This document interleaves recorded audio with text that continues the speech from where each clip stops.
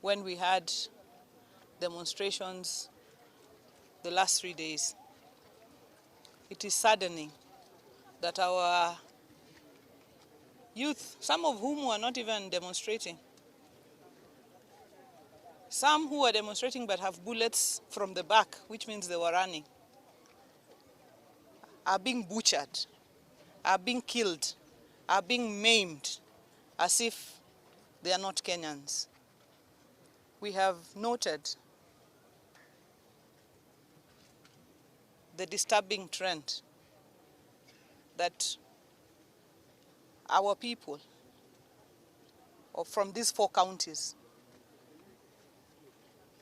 Homabay, Migori, Siaya, Kisumu, and in Mathare, Kibera, wherever it is seen that there are Luos inhabiting, they have been targeted, they have been beaten, they have been killed, they have been maimed, and this must stop.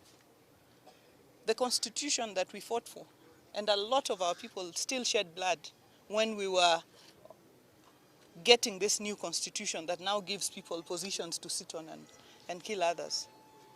This constitution gives every individual Kenyan a right to peaceably and unarmed demonstrate on any issue.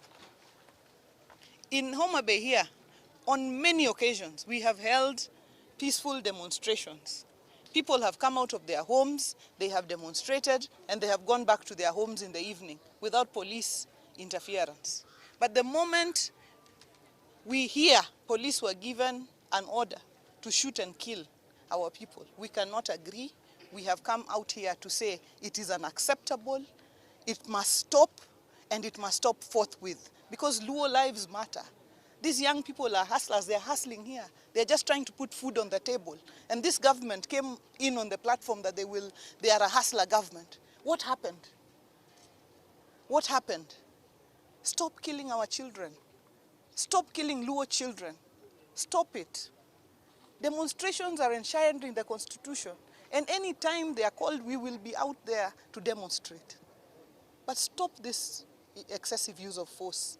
It is unacceptable. What we have seen here is unacceptable. What we are seeing in Kisumu is unacceptable. What we are seeing in Siaya is unacceptable. In Migori, in Mathare, in Kibera, wherever Luos are being targeted, we cannot agree.